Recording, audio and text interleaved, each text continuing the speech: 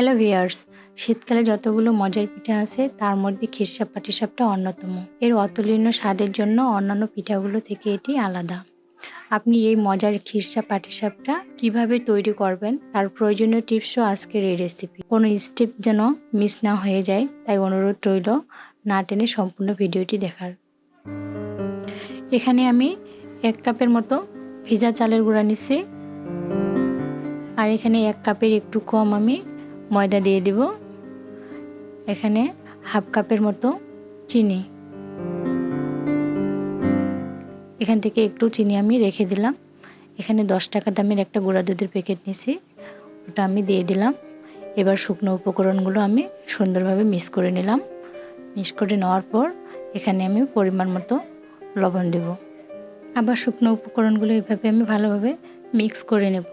এখানে ময়দাটা দেওয়ার একটা কারণ হচ্ছে পিঠাটা অনেকক্ষণ নরম তুলতুলে থাকবে। এখানে আমি কুসুম গরম পানি নিচ্ছি।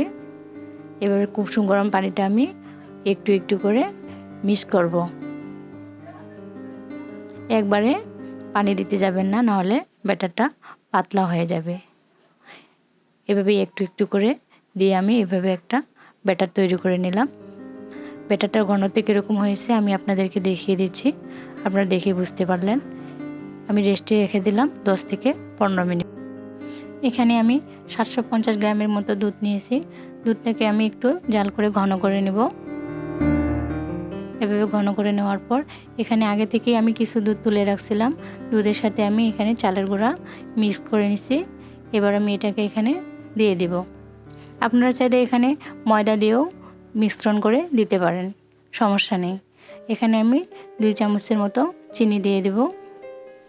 এভাবে আমি দুধটাকে একটু জাল করে ঘন করে নেব, khirsha তৈরি করব। আপনারা চাইলে এখানে গুঁড়ো দুধ দিয়েও করতে পারেন। গুঁড়ো দুধ দিয়ে করলে আপনাদের khirshaটা তাড়াতাড়ি তৈরি হয়ে যাবে। যেহেতু আমি এখানে তরল দুধ দিয়ে khirsha তৈরি করছি, এজন্য আমার একটু সময় লাগছে।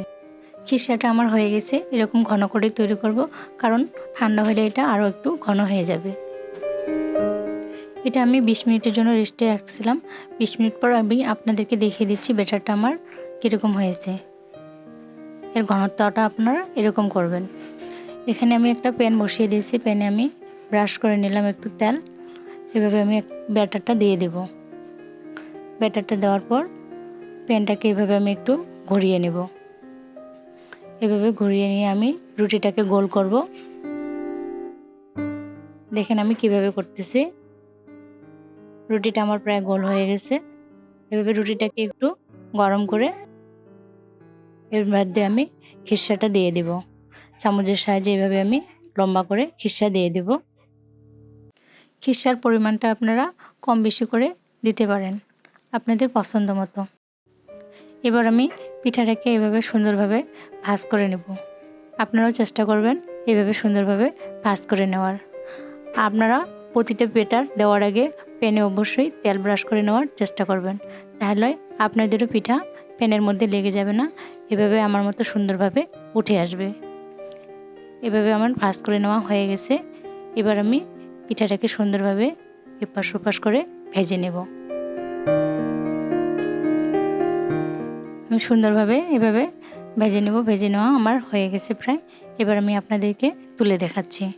আপনারা দেখেন আমার সবগুলো পিঠা এভাবে ভেজে নিয়েছি। এবার আমি আপনাদেরকে একটা পিঠা ভেঙে দেখাচ্ছি। দেখেন পিঠাটা আমার কত সুন্দর এবং নরম তুলতুলে হয়েছে। শীতকালের আরও একটি জনপ্রিয় পিঠা ভাপা পিঠা রেসিপি দেখতে স্ক্রিনের ভিডিওতে ক্লিক করুন। দেখা হচ্ছে পরবর্তী ভিডিওতে।